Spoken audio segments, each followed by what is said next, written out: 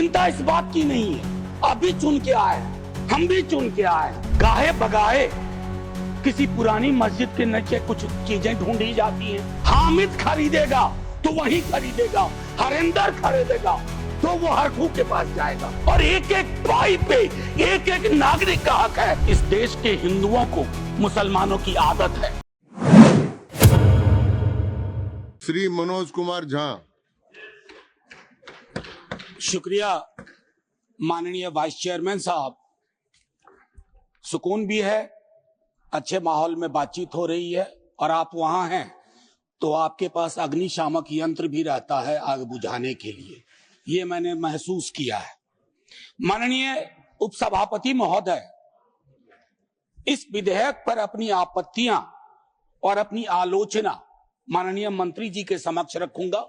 Bill के मसौदे पे बिंदुवार आऊंगा, लेकिन उससे पहले मैं चंद बातें रखना चाहता हूं। वो ये है माननीय वाइस चेयरमैन साहब, क्योंकि किसी भी आर्टिकल को जब हम पढ़ते हैं संविधान की इस किताब में कि 14 क्या कहता है, 25 क्या कहता है, 26 क्या कहता है, उसकी इबारत पढ़ने से पूर्व कॉन्स्टिट्यूएंट असेंबली की डिबेट को देखना चाहिए कि उस आर्टिकल के बनने में किस तरह के विचार आए थे।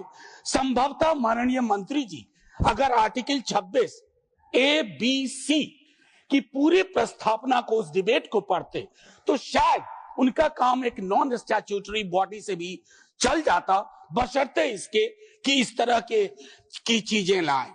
आज के आपके समक्ष जब बोल रहा हूं, मेरे पार्टी के राष्ट्रीय अध्यक्ष एम्स में इलाजरत है, लेकिन वो गौर से देख रहे होंगे।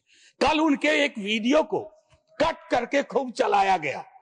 सर पूरा संवाद तो देखिए, और अगर उन्हीं को चलाना है तो उनकी तो न्याय, सामाजिक सौहार्द के बारे में इसी पार्लियामेंट में बहुत सारी स्पीचेज हैं, उसको सुना जाए। बहरहाल सर, मैं क्यों कह रहा था आर्टिकल के बनने की बात, होता यूं है सर, यूनिफॉर्म सिविल कोड पे बहुत चर्चा हुई, आर्टिकल 44, लेकिन कहा कि देश का माहौल तकसीम के बाद, पार्टीशन के बाद, बंटवारे के बाद ट्रस्ट डेफिसिट था समुदायों के बीच में, तो उसको सेल्व किया गया, डायरेक्टिव प्रिंसिपल्स में रख दिया गया। जैसे संपत्ति के बंटवारे की बात, आय के असमान वितरण की बात भी डायरेक्टिव प्रिंसिपल्स में आई, 38(2) एंड 39 क्लॉज सी। मैं जानता हूं आज दोनों ही पक्ष आए हैं तैयारियों के साथ, हम गर्दनों के साथ हैं, वो आरियों के साथ। मैं आपके माध्यम से माननीय वाइस चेयरमैन साहब, कोई बात तलखी में नहीं बोलूंगा। किसी को आरी लेकर सदन में प्रवेश करने की अनुमति नहीं है। बिल्कुल सर, आप जिंदाबाद रहें। सर एक चीज, देश का माहौल, और ये मैं गंभीरता, गर्दन लेकर आ सकते हैं जी, आरी लेकर नहीं आ सकते। सर देश का माहौल कैसा है इस पे एक नजर डाला जाए। गाहे बगाहे इकोनॉमिक बाइकॉट की बात होती है, गाहे बगाहे किसी पुरानी मस्जिद के नीचे कुछ चीजें ढूंढी जाती हैं, गाहे बगाहे प्लेसेस ऑफ वर्शिप एक्ट पे सवाल उठता है। सर इस तरह के माहौल में आपके बिल का कंटेंट और आपके बिल का इंटेंट दोनों सवालिया निशान खड़े करता है। ये महत्वपूर्ण है। चिंता इस बात की नहीं है, अभी चुन के आए हैं, हम भी चुन के आए हैं, लेकिन चुन के आने के बाद बहुमत विजडम की गारंटी नहीं होता है। आप लोग अक्सर ये सोचते हैं कि बहुत बड़ी बहुमत है तो सारा विजडम आप ही के पास है। सर माननीय सभापति महोदय, खान पान, वस्त्र, आभूषण, भाषा, इबादत, इतनी तकरार, उसमें क्या होता है ना, एक समुदाय को लग रहा है। सर मैं आपके माध्यम से एक चीज कहना चाहता था। मेरी भतीजी ने मुझसे, मुंबई अभी गया था, पूछा काका मार्जिन क्या होता है, तो मैंने उसको बताया कि बचपने से हम लोगों को कॉपी में मार्जिन छोड़ने के लिए बताया जाता है, हाशिया। सर हमें आदत बन गई है हाशिए पे लोगों को छोड़ने की, हम लगातार समुदायों को हाशिए पे छोड़ रहे हैं। माननीय उपसभापति महोदय, मैं ये कहूंगा, प्रेमचंद ने एक कहानी लिखी थी ईदगाह, हमारे सारे साथियों ने पढ़ी होगी। ईदगाह में हामिद ने अपनी दादी अमीना के लिए चिमटा खरीदा? क्या हम में से कोई बता सकता है कि दुकानदार हरिंदर था या सोहाबुद्दीन था? कोई नहीं बता सकता। लेकिन आज क्या चल रहा है? हामिद खरीदेगा तो वही खरीदेगा, हरिंदर खरीदेगा तो वो हरखू के पास जाएगा। सर ये चीजें, मतलब मैं तो ये कहूंगा कि कुछ चीजें एक दूसरे से ऐसे वाबस्ता होती हैं कि उन्हें अलग अलग देखने को जी नहीं चाहता। उन्हें अलग अलग, please request you don't disturb him. मैं सिर्फ ये कहना चाहता हूं, कुछ चीजें एक दूसरे से ऐसे वाबस्ता होती हैं कि उन्हें अलग अलग देखने को जी नहीं चाहता। सर इस देश के हिंदुओं को मुसलमानों की आदत है, मुसलमानों को हिंदुओं की आदत है, और ईसाइयों को, सिखों को हिंदुओं और मुसलमानों की आदत है। ये आदतें मत बदलवाइए, ये आदतें मत बदलवाइए। सर एक लखनऊ के मशहूर शायर थे, आजादी के बाद पाकिस्तान चले गए, फिर नेहरू से दोस्ती थी, वापस आए तो लोगों ने पूछा क्यों आ गए? बोला यार बहुत मुसलमान थे यहाँ, लखनऊ का हूं, मिला जुला देखने की आदत थी। ये मैं बता रहा हूं, मैं बता रहा हूं सर कि ये चीजें महत्वपूर्ण है।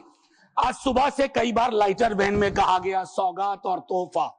माननीय उपसभापति महोदय, लोकतंत्र में सौगात और तोहफा नहीं हुआ करता। हम राजतंत्र में नहीं हैं। लोकतंत्र में एक एक पाई स्टेट एक्सचेकर की है और एक एक पाई पे एक एक नागरिक का हक है, और उस नागरिक का भी है जो हाशिए पे है, और उस नागरिक का भी है जिसने जानवरों को बंद करके एक प्राइवेट जू खोल लिया है। ये हमें समझना होगा।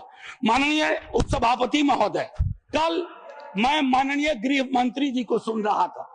माननीय गृह मंत्री जी बहुत अच्छी तरह से जो वक्फ है उसका ओरिजिन बता रहे थे। मैं तैयारी का सोर्स हम लोगों का शायद कुछ तो समान है हमारे में। तो वक्फ जो है अरबिक का शब्द है, वक्फा से निकला, मान लिया, और इसका मतलब है कि रिलीजियस, जो पवित्र कोई काम हो, दान हो, धार्मिक काम हो, उसमें इसका इस्तेमाल हो। और अलग अलग लोग इसका प्रोनाउंसिएशन अलग करते हैं, कोई वक्फ बोलता है, कोई वकफ बोलता है। ये अलग अलग धाराएं हैं इस देश की। काबा की मस्जिद जो 622 में बनी प्रॉफिट मोहम्मद के time, peace be upon him, वो पहली इस्लामिक वक्फ थी। उसके बाद एक चीज हम सबको याद रखना चाहिए, हम किसी भी धर्म के मानने वाले हों, राष्ट्र की अवधारणा से पूर्व नदियां नहीं बटी थी, संस्थाएं ऐसे नहीं बटे थे, बनते गए, उसमें सुधार भी हुआ। आप पहली बार सुधार नहीं कर रहे हैं, इसमें सुधार आगे भी होगा। मैंने कहा ना कि दिक्कत होती है कि जब आपका इंटेंट और आपका कंटेंट दोनों मैच करता है तो डर लगता है, क्योंकि उस समुदाय के बारे में सर मैं एक बात जरूर कहूंगा। इस बिल को, चूंकि बिल के कुछ बिंदुओं पे आऊं उससे पहले बाबा साहब भीमराव अंबेडकर को इन्वोक किया गया है, और मैं चाहूंगा बाबा साहब भीमराव अंबेडकर, उन्होंने एक लाइन कही थी, उसको बार बार पढ़िए, democracy is incompatible in inconsistent with isolation and excluding minority communities. You have to look at honourable minister from the angle of isolation and exclusion, और ये दोनों चीजें बहुतायत में हैं और अलग अलग जगहों पे हैं। सर जमीन के साथ किसी व्यक्ति और किसी कौम का क्या रिश्ता होता है, इसको भी समझने की जरूरत है। सच कहूं तो कई बार एहसास ये भी होता है कि with this bill is it a legal cover for bulldozer? That scares me as a citizen of this country. कमाल की बात है, मुसलमान शहरों में रहे, घेट्टो, गांव में गया घुसपैठिया, और उनकी संस्थाएं, उनके बारे में जिक्र हो, कहा कि उसमें तो ओपेक नहीं है, सस्पेक्ट है। कॉन्स्पिरेसी के टोन में बात होती है, कॉन्स्पिरेसी के टोन में। सर ये उचित नहीं है। आज ही आप ही के सदस्य कहते हैं राधा मोहन जी कि 20 करोड़ मुसलमान। सर अगर एक घर में एक सदस्य मुसलमान है, क्या आप उसको एलिनेट होने दीजिएगा या उसको जोड़ के रखिएगा? उसकी शिकायतों को और उनसे जो शिकायतें हैं वो कैसे दूर होंगी? बैठ करके दूर होंगी। किसी को डॉग विसिल पॉलिटिक्स का उपकरण बना करके अगर आप अलग करना चाहोगे तो वो उचित नहीं है। मैं माननीय उपसभापति महोदय, आपने कहा, मेरे कई सदस्यों ने कहा नॉन मुस्लिम्स को, मैं तो बड़ा तारीफ करूंगा, खड़ा हो जाऊंगा पक्ष में। अगर इतना सेक्युलर मिजाज इस देश का कर दीजिए कि हर धर्म के संस्थाओं में दूसरे धर्म के लोग हो, इस्लामिक कम्युनिटी में डालिए तो हिंदू में डालिए, सिखों में डालिए, क्रिश्चियंस में डालिए, तब न बात होगी। या सिर्फ तय कर लिया कि सारे प्रयोग या सारा संयोग मुसलमानों को लेकर के होगा, ये उचित नहीं है माननीय उपसभापति महोदय। इसमें क्या है, मैं दूसरी चीज कहूंगा कि संपत्ति वक्फ की है अतिक्रमण के पंजीकरण के संदर्भ में। मेरे संजय जी कह चुके हैं, आपकी खुद की एफिडेविट है कि कितना डिजिटलाइज हो गया है, कितना इंक्रोचमेंट हुआ। एक छोटी सी बात कहूंगा कि एक बहुत बेहतर चीज आपने कही थी और मैंने नोट किया था सर, एक कायदे से, सॉरी, नहीं ढूंढने में जो समय लगेगा, नहीं सर, नहीं मिल गया सर, वो एक्चुअली एक मिनट सुनो सही सर, सुनो, ढूंढने में जो समय लगेगा उतना अतिरिक्त समय आपको मिलेगा। Thank you, thank you sir. इन्होंने कहा, अब देखिए 30 बरस में, प्लीज जयराम जी, 30 बरस में सिर्फ 8, सर मैं इस बोनहोमी को तो धन्यवाद कहता हूं, लेकिन इससे मुझ जैसे सदस्य को थोड़ी दिक्कत होती है अपनी बात रखने में। बाकी अपने प्यार के लिए बहुत जगह है इजहार के लिए। मैं सिर्फ ये कह रहा हूं 30 बरस में सिर्फ 8 केसेस आए। क्या कर रहे हैं हम सर? अब वक्फ बाय यूजर, ये बहुत इंटरेस्टिंग चीज है। किसी भी समुदाय की एक स्मृति होती है। माननीय सभापति महोदय, आप मुझे देखिए, मैं भी आप ही को देखूंगा। किसी भी समुदाय की एक स्मृति होती है। कोई मस्जिद कब से यूज में है, कागजात ढूंढोगे। मैं अभी अपने बिहार का अनुभव बताता हूं। हम बहुत छोटी जोत के किसान परिवार से आते थे दादा के टाइम से। सर अभी वहां सर्वे हो रहा है, कागज हमें अपने घर में नहीं मिल रहा है सर, ये और सर्वे ही बंद कर दिया बिहार की सरकार ने। तो मैं ये कह रहा हूं कि पूरे समुदाय को कटघरे में खड़ा करने के लिए आप यूं ही एक आम अदना मुसलमान शहरी अदरवाइज वो परेशान है। पुरानी संपत्ति है, लैक ऑफ टेक्निकल एक्सपर्टीज नहीं है, कहां से लाए, सब विवाद में आ जाएंगे। लिटिगेशन का एक पहाड़ खड़ा हो जाएगा हमारे समक्ष। और हां, आप डीएम को बहुत काम पकड़ाते हो। बेचारा डीएम लोकल लेवल पे हम कहते हैं ट्रैक्टर बन के रह गया है। जितनी आपकी योजनाएं हैं, जयंत भाई की विभाग की योजनाएं हो, किसी की डीएम नोडल ऑफिसर, और हम ये मान के भी चलते हैं कि डीएम है तो ज्ञान का सारा भंडार उसके पास है। डीएम को एक एक महकमे की मीटिंग का टाइम नहीं मिलता है, क्या क्या करेगा डीएम। मैं आपके माध्यम से माननीय सभापति महोदय, वीकर सेक्शंस की बड़ी चर्चा इसमें की गई है। कम से कम पसमानदा, अपने हिंदू समाज में भी पसमानदा बहुत बड़े हैं। जब जब आप लोगों के पास आग्रह करता हूं जीरो आवर के माध्यम से या किसी उपकरण से कि साहब कास्ट सेंसस करवा दो, तो आप चुप हो जाते हैं। अभी संजय जी ने कहा कि भगवान ने अगर ये व्यवस्था नहीं बनाई ऊंच नीच की, जाति व्यवस्था की, तो भगवान के समक्ष जो इबादत का है, जो मंदिर है, वहां क्यों ये व्यवस्था बनी रहे? क्यों नहीं आरक्षण हो? क्यों नहीं हम सुनिश्चित करें कि पूजा पद्धति किसी एक जाति विशेष के हाथ में ना हो, हर कोई उसमें भागीदारी कर सके। सर तब तो जो राष्ट्र की संकल्पना थी हमारी, हम उसको साकार कर पाएंगे। अब देखिए कंसल्टेशन, रिजिजू जी बहुत इनोसेंट चरित्र के हैं, बहुत इनोसेंट चेहरा भी है। कंसल्टेशन के इतने आंकड़े बता दिए, इतने आंकड़े बता। अब भूपेंद्र जी आप उठते हैं, लगता है पॉइंट ऑफ ऑर्डर ले लीजिएगा। हाँ sir, consultation, there is absolute lack of consultation. Consultation is not about, we called so many meetings. Consultation is about, did you listen to them? सुना या सुना दिया? आप सुनते नहीं हो, सुनाते हो। इसको संवाद नहीं कहते हैं, इसको संवाद नहीं कहते हैं। संवाद का मतलब होता है दोनों चीजें। और एक चीज मैं कहूंगा और वही खत्म करूंगा, संस्थागत गैर मौजूदगी मुस्लिम्स की आप इंश्योर कर रहे हैं। मैं आज इतिहास के इस कालखंड में हूं, माननीय लीडर ऑफ द हाउस है, हमारे साथी है यहाँ। 2 मिनट के बाद मेरी कही गई बात भी हिस्ट्री हो जाएगी, इतिहास बन जाएगा।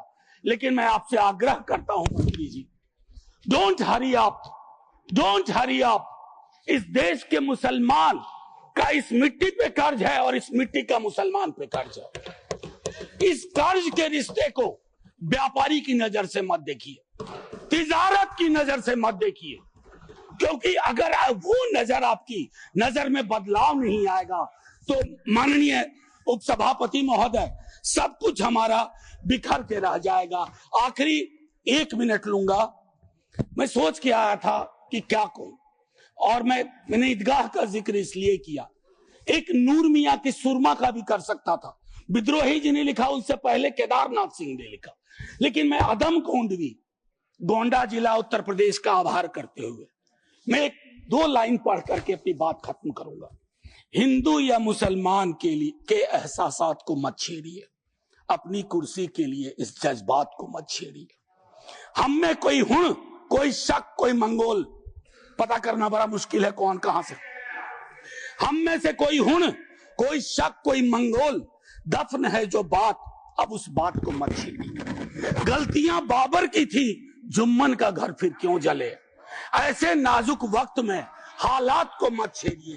है कहां हिटलर, हलाकू जार या चंगेज खां, मिट गए सब, कौम की औकात को मत छेड़िए। छेड़िए एक जंग, छेड़िए एक जंग, मिलजुल कर गरीबी के खिलाफ। दोस्त मेरे मजहबी नगबात को मत छेड़िए। हाथ जोड़ के कहता हूं सर, इसको फिर से कंसल्टेशन के लिए भेजिए और एग्जीक्यूटिव के डिसीजन को कमतर करिए, एग्जीक्यूटिव के डिसीजन को, इन्फ्लुएंस को कमतर करिए। और पूरी दुनिया नॉमिनेटेड से इलेक्टेड पे जा रही है, आप इलेक्टेड से नॉमिनेटेड पे जा रहे हो। नॉमिनेटेड लोग बड़े खतरनाक होते हैं, ध्यान रखना सर। जय हिंद सर। धन्यवाद मनोज जी।